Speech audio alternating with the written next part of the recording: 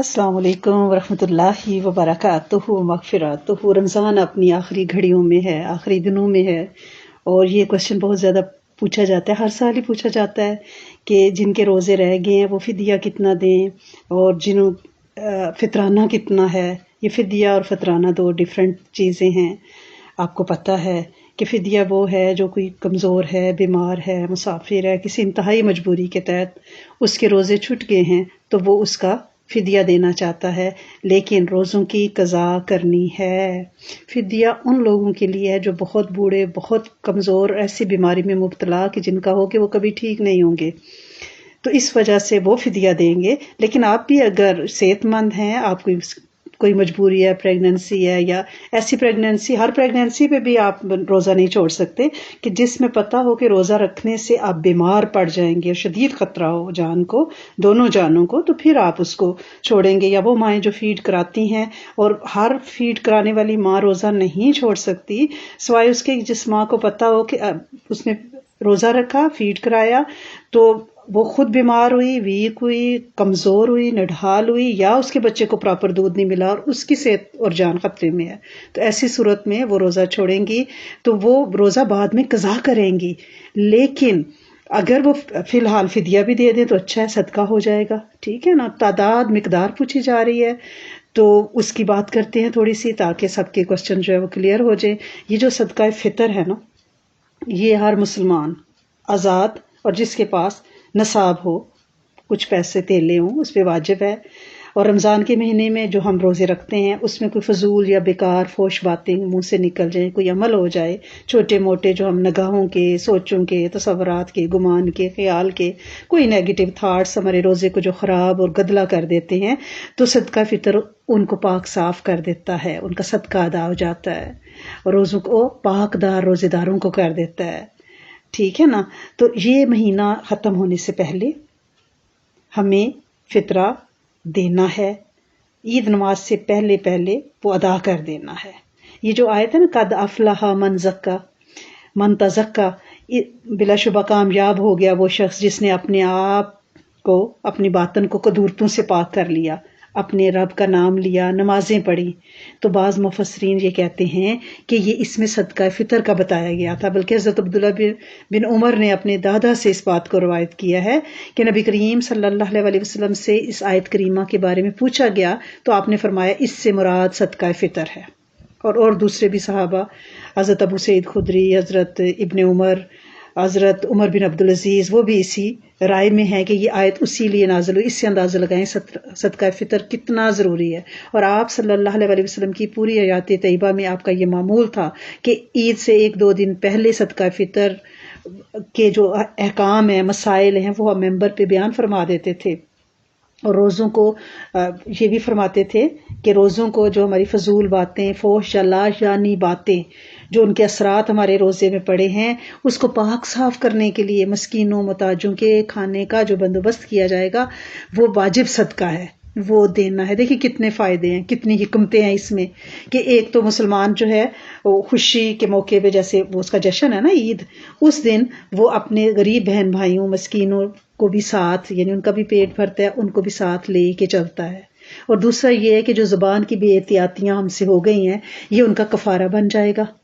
اور ویسے بھی یہ ہے کہ روزہ جو ہے وہ معلق ہے جب تک کہ آپ اسے صدقہ فطر سے اپنے مقام تک نہ پہنچائیں، اور یہ لازمی دینا ہے، یہ واجب ہے۔ اگر عید پڑھ لی اور پھر بعد میں یاد آیا تو وہ صدقہ فطر نہیں ہوگا، بلکہ وہ عام صدقہ ہوگا۔ اس پہ بہت زیادہ یعنی استغفار کرنا ہے اور اس کو بھولنا نہیں ہے، ابھی سے ادا کریں تاکہ جو ضرورت مند لوگ ہیں ان کی ضروریات پوری۔ اور ہمارے بیک ہوم میں کتنا مشکل اور کڑا وقت ہے، وہاں پہ آپ بھجوائیں، ٹھیک ہے نا، یا ایسی رجسٹرڈ آرگنائزیشنز کو دیں جہاں سے آپ کو رسید بھی ملے۔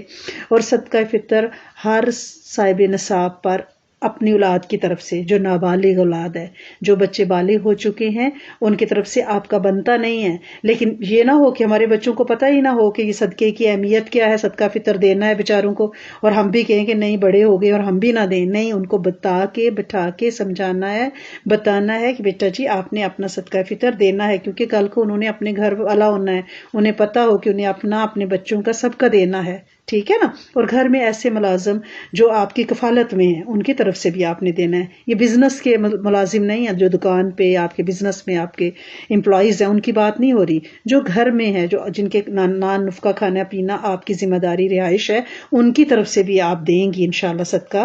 اور صدقہ فطر کی مقدار پوچھا جا رہا ہے تو کینیڈا میں $10 مساجد کی طرف سے $10 ہے.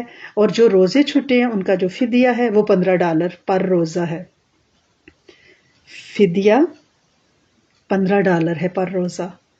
اور جو فطرانہ ہے جو ہر بندے نے دینا ہے، بچے بوڑھے جوان بالغ نابالغ جو اس دن بھی پیدا ہوا ہے اس پہ بھی دینا ہے، تو وہ کتنا ہے؟ وہ $10 ہے. ٹھیک ہے نا.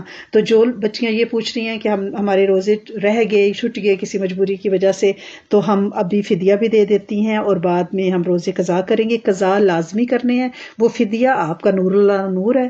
ٹھیک ہے نا. رمضان کا صدقہ انشاءاللہ، کیا پتہ زندگی وفا کرے نہ کرے، تو کم از کم فدیہ تو ادا ہوا ہو نا. اگر آپ افورڈ کر سکتی ہیں تو ضرور اور دوری چوری نیکیاں کیا کریں.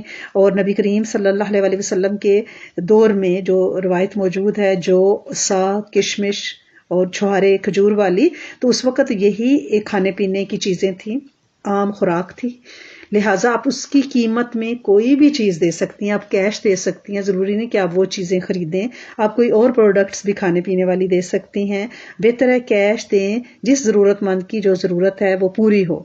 ٹھیک ہے نا. اور کھلے دل سے دیں. ضروری نہیں ہے کہ گندم والا ہی 2.25 کلو گندم والا ہی دینا ہے، اس کی پرائس دینی ہے. نہیں، کشمش کی پرائس والا دیں. جو جتنا آپ کا مالی استحکام ہے اور تقوی جتنا بڑا ہوا ہے، انشاءاللہ جتنا زیادہ دیں گی اتنا ہی انشاءاللہ روزوں کی بھی صفائی ہے، روح کی بھی پاکیزگی ہے، نسلوں کی بلائیں مشکلیں ٹلیں گی. کیونکہ صدقہ تو ویسے ہی بلاؤں کو ٹالتا ہے. اور یہ صدقہ جو ہے یہ آپ نے سادات فیملی کو نہیں دینا، انہیں ویسے ہدیات دیے جا سکتے ہیں جس طرح زکوٰۃ نہیں دی جا سکتی. اس کا کسی کو مالک بنانا ہے. یہ آپ کسی سڑک کی تعمیر پہ، سڑک پہ پانی کھدوانے پہ ادھر نہیں لگا سکتے. کیونکہ جو صدقہ اور زکوٰۃ ہے، یہ صدقہ فطر جو ہے، اس کے لیے کسی کو مالک بنانا ہے، کسی بندے کو دینا ہے، کسی فیملی کو دینا ہے.